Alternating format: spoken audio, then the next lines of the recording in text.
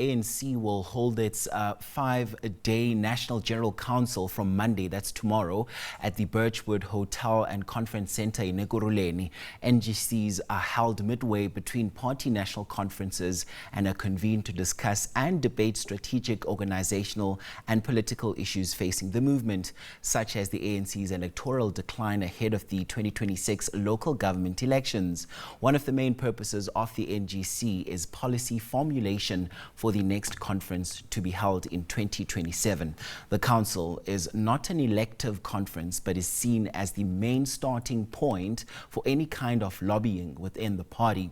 Let's now unpack this further with political analyst Professor Booysen, who joins us now on our video link. Prof, thank you so much for your time this hour. So let's start with a bit of context. Just how would you describe the core purpose of the National General Council, and why is it such an important checkpoint in the ANC's political calendar, and just what makes the NGC different from an elective conference, and why does the ANC need both?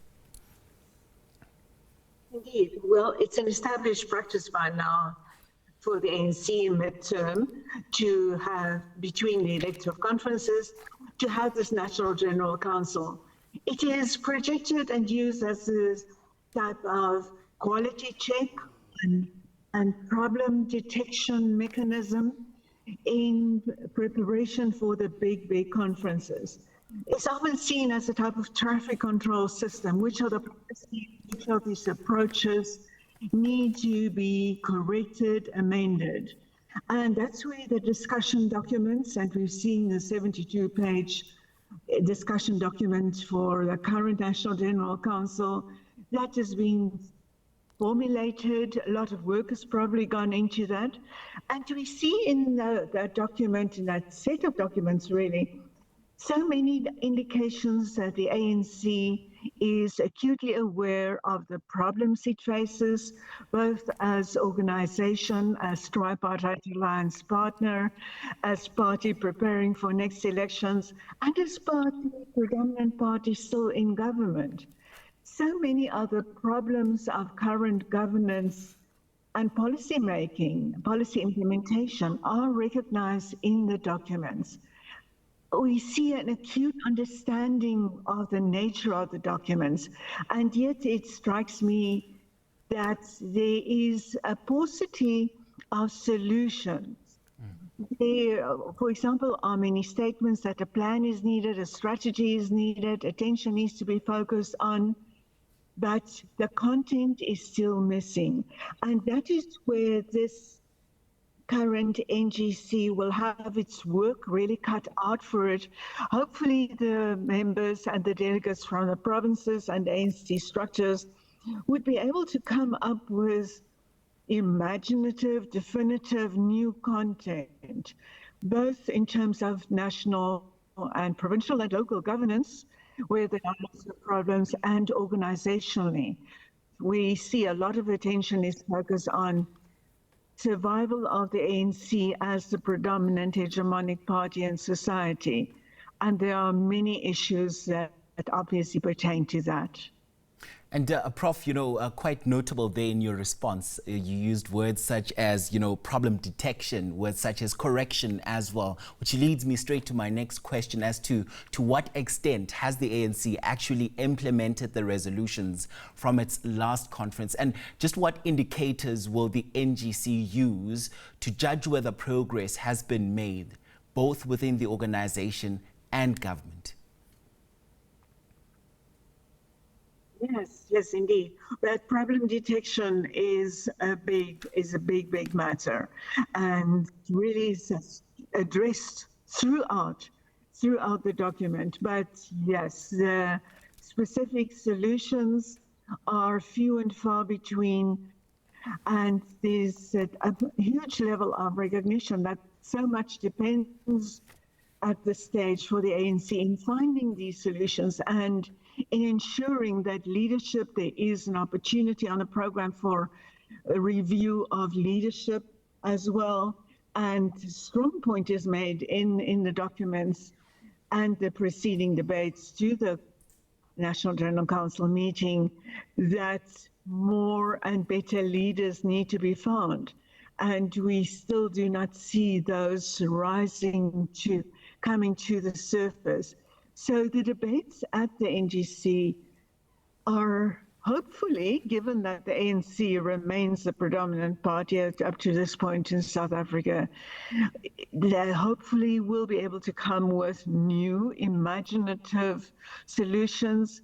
But if they are going to come with those are not yet encapsulated in a document as we have, the conference document, as we have it before us. And we know in preparation for this NGC, there have been so many unusual for the ANC indications of organizational decay, and that is well recognized in the NGC document as well, but organizational decay in the sense that they know that what the problems are, but there seems to be an uncertainty as to whether they have the capacity to address these problems, to make sure these problems go away. In a comparison of the NGC documents over the last 4 or 5 NGCs, one sees definite recognition of the same problems that feature, in essence, each iteration 5 years later at the next NGC, however, comes also with the recognition that the dimensions of the problem have somewhat changed.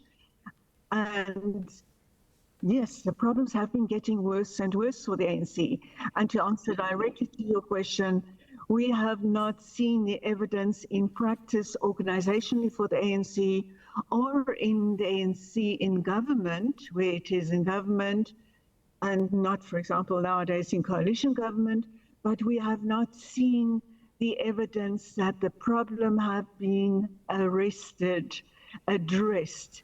up to now. And some things would have been done and had been done, but still the solutions that had been forthcoming and had been up for implementation had not been sufficient to address the problem.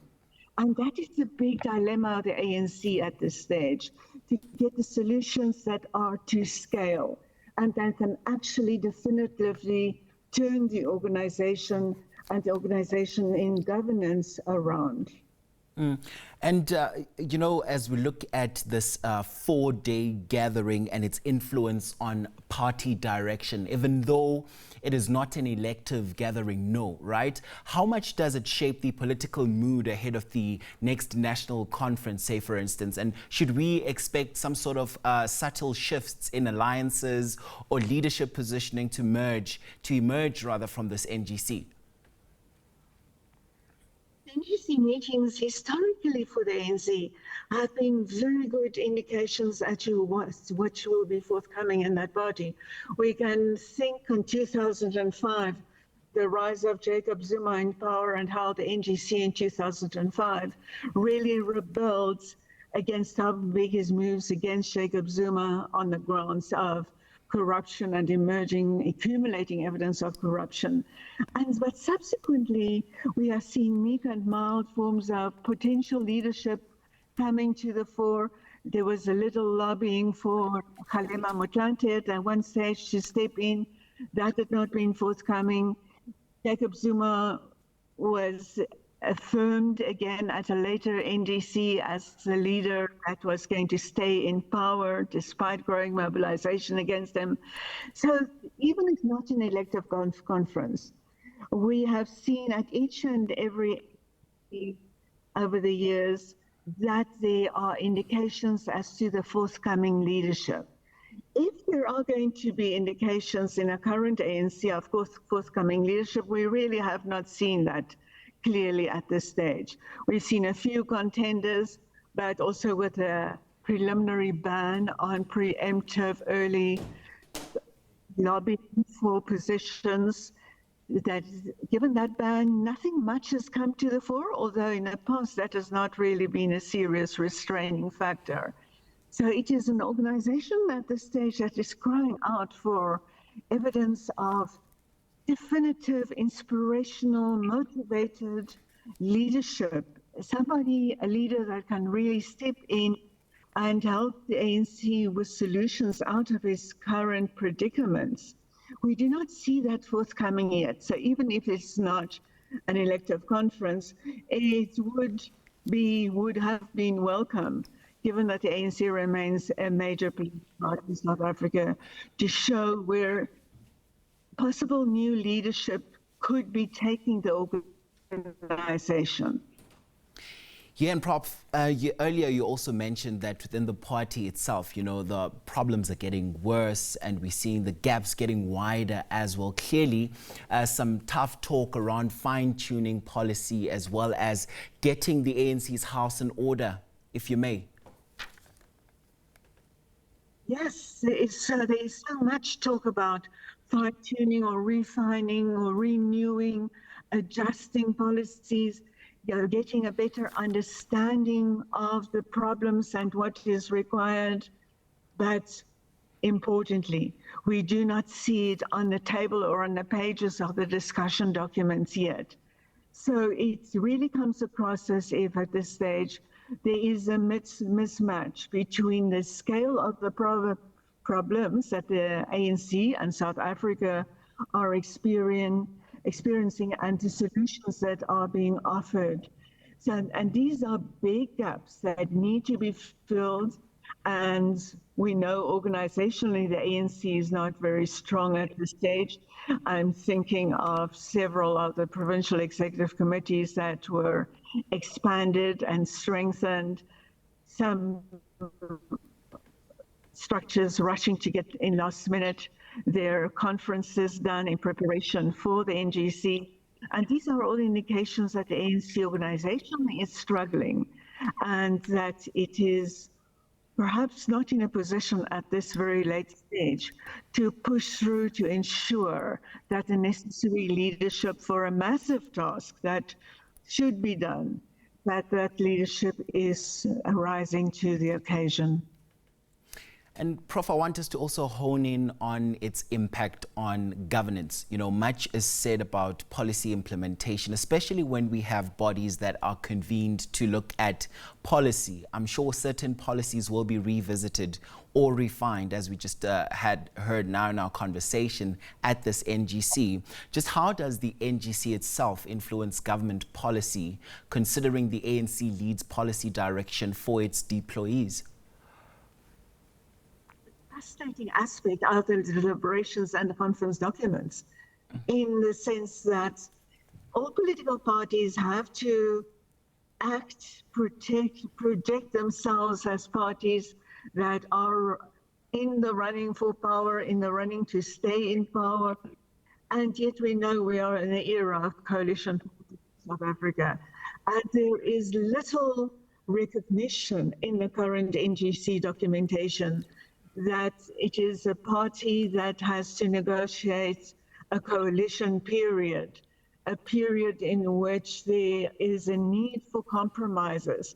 The rhetoric and the commitment, a good thing in itself to be committed to fundamental transformation and something that the ANC calls the National Democratic Revolution, National Democratic Society that has to arise from intense, deep transformation, whereas that commitment is a very commendable thing, and all political parties have it in some way or another.